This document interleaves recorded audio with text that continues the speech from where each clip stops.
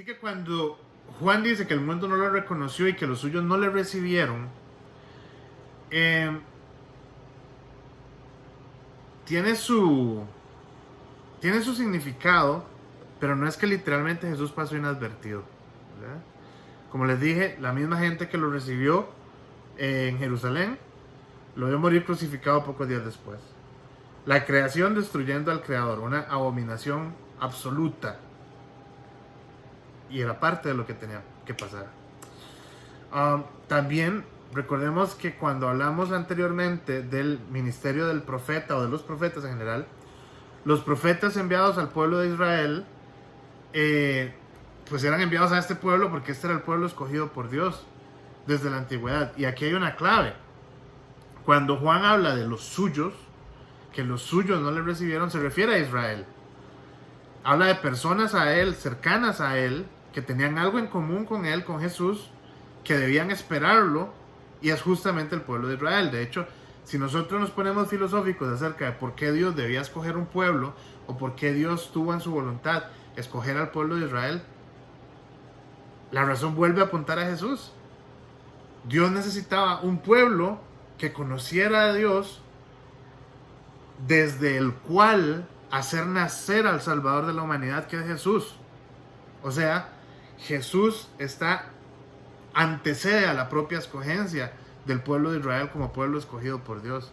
Es escogido por Dios Israel precisamente para eventualmente traer la salvación al mundo a través de Jesucristo el Mesías.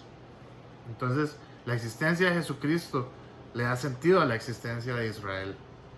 Sin embargo, es esta misma gente que tenía que esperarlo y que lo estaba esperando como Mesías, la que no lo reconoció. Y fue a esta gente a la que Jesús le vino a hablar.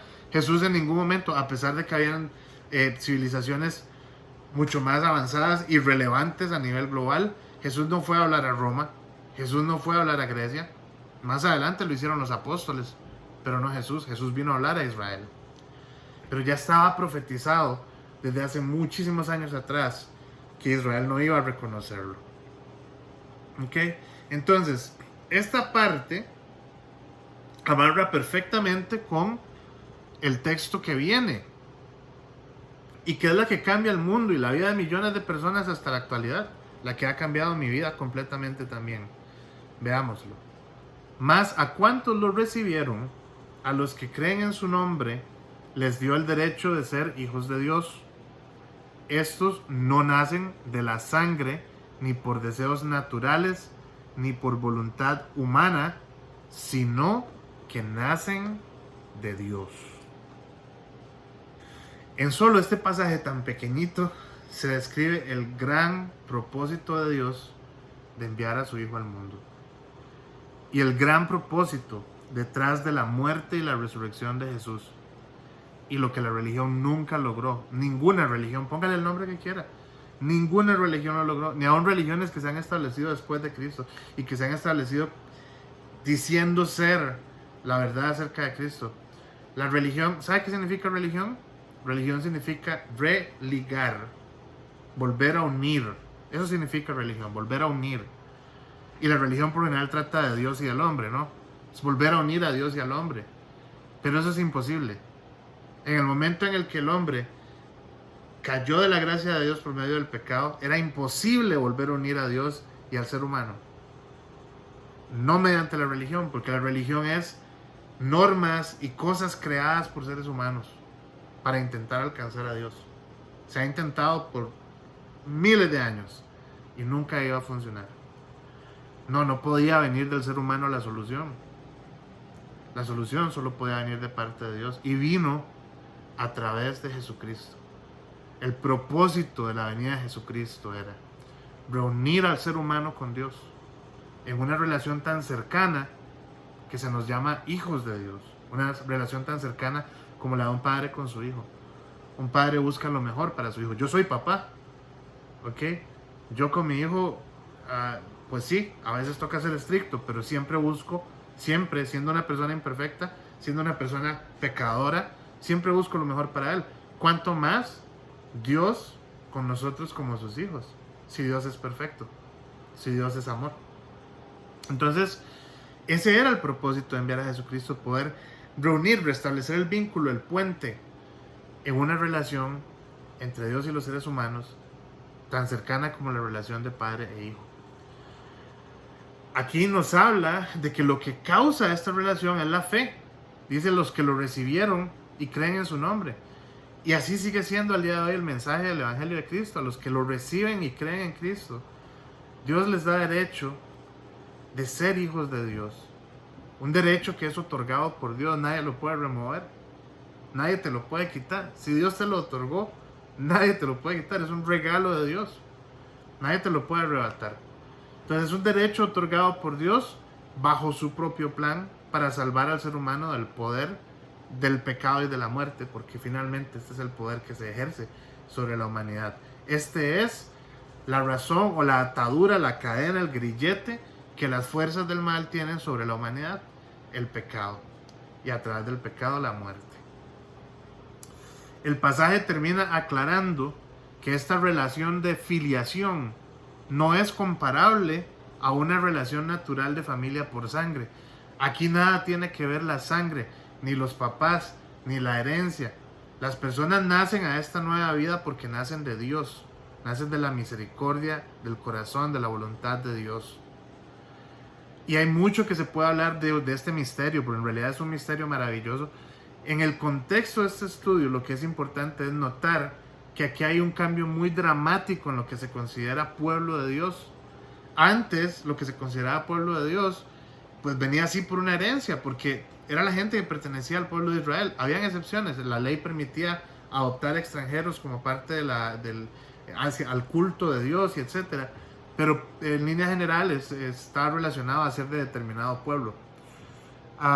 Con el ministerio de Jesús hay un cambio enorme, clave para la humanidad, planeado por Dios desde el inicio, donde la salvación se vuelve universal, donde quienes acepten por fe el regalo ofrecido por Dios son salvos.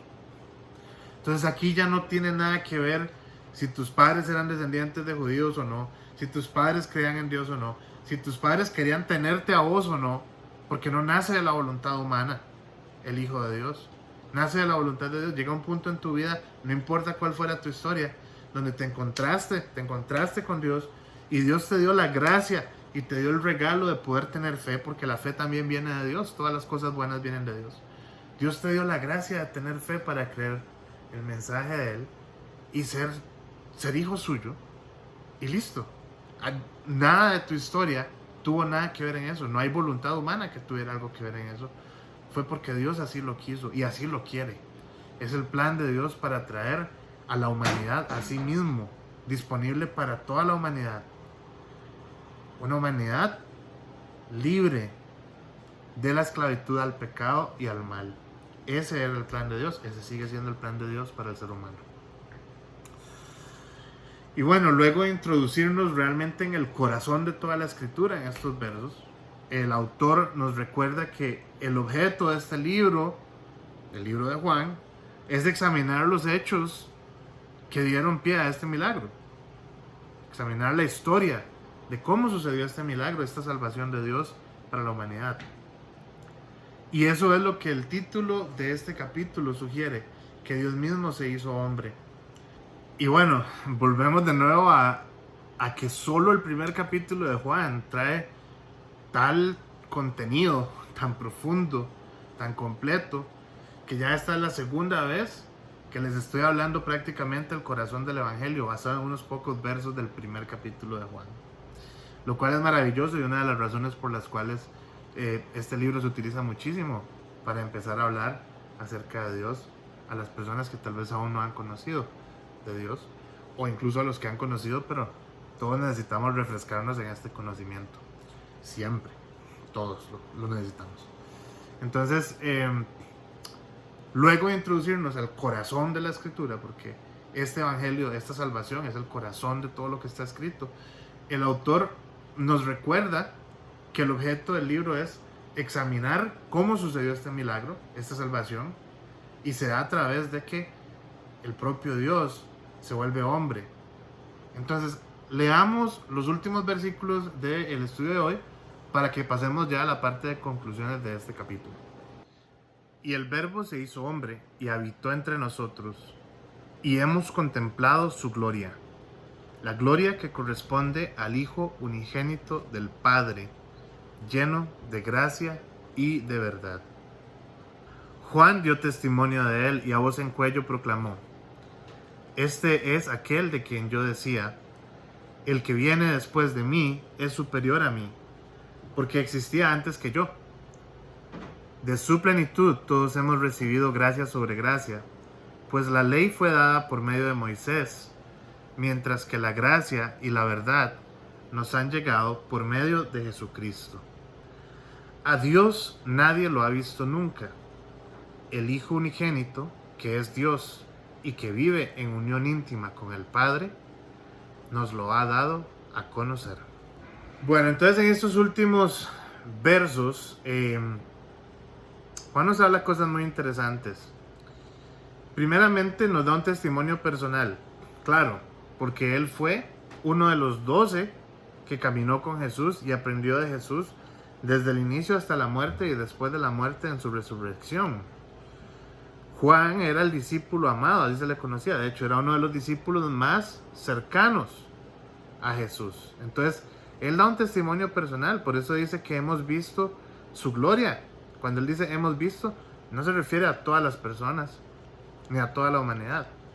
Se refiere a ese grupo de personas que estuvo con él y que pudo constatar la esencia divina de Jesucristo en esa persona en la que él se convirtió o se encarnó y caminó con ellos en la tierra.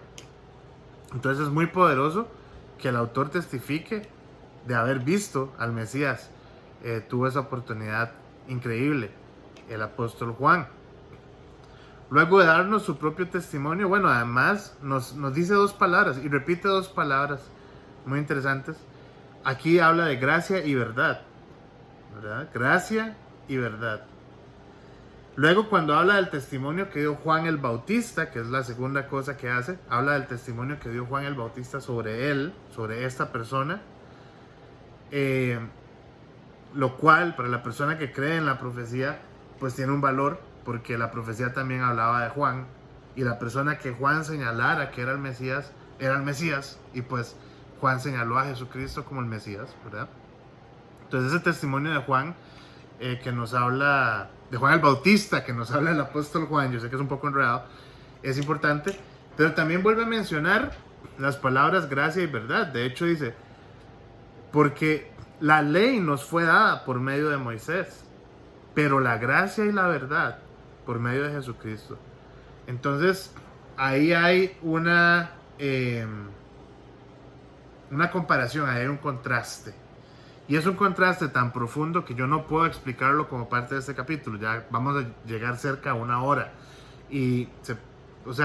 Vamos a tratarlo poco a poco conforme sigamos el estudio. Pero hay un contraste muy importante entre la palabra que Dios trae al mundo a través de Moisés, hacía muchísimos años en el Antiguo Testamento, que se llama la ley de Dios, y la palabra que trae Dios a través de Jesucristo, que el autor nos dice es la gracia y la verdad.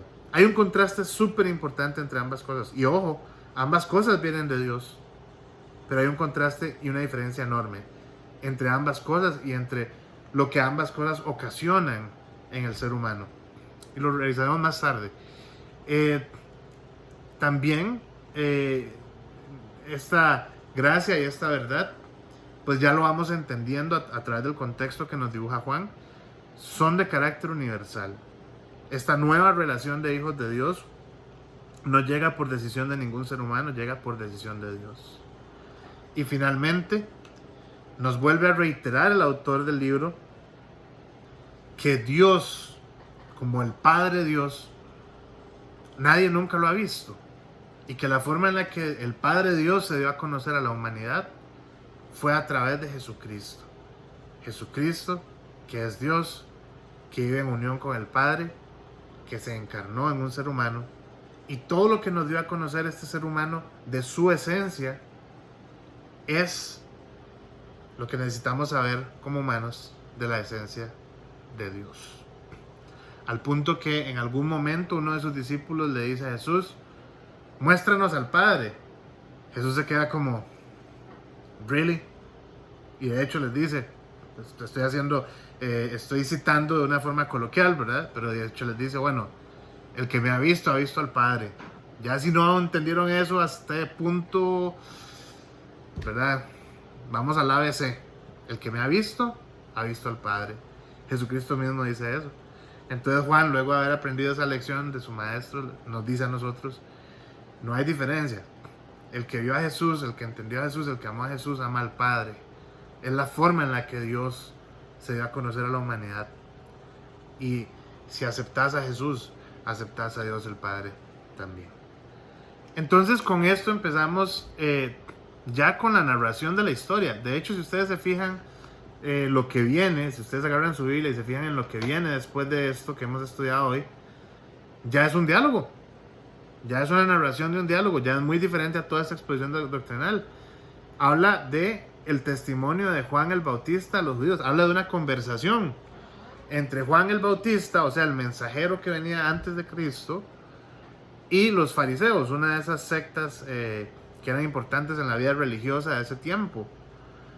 Entonces quiere decir que esos dos capítulos que trataban con un peso doctrinal tan fuerte del cual teníamos que hablar, ya están cerrando y ya entramos en la parte narrativa, en la parte que nos cuenta la historia de cómo todas estas verdades que nos expone el autor desde el inicio fueron a suceder, de cómo se materializaron estas verdades, de cómo transcurrió el ministerio de Jesucristo en la tierra hasta el punto de su sacrificio y resurrección que derivaron en esta salvación universal de la que hemos hablado el día de hoy, y la cual yo oro que usted que está escuchando este programa pueda reconocer, interiorizar y obtener gratuitamente a través de la fe en Jesucristo, el Hijo de Dios. Muchas gracias.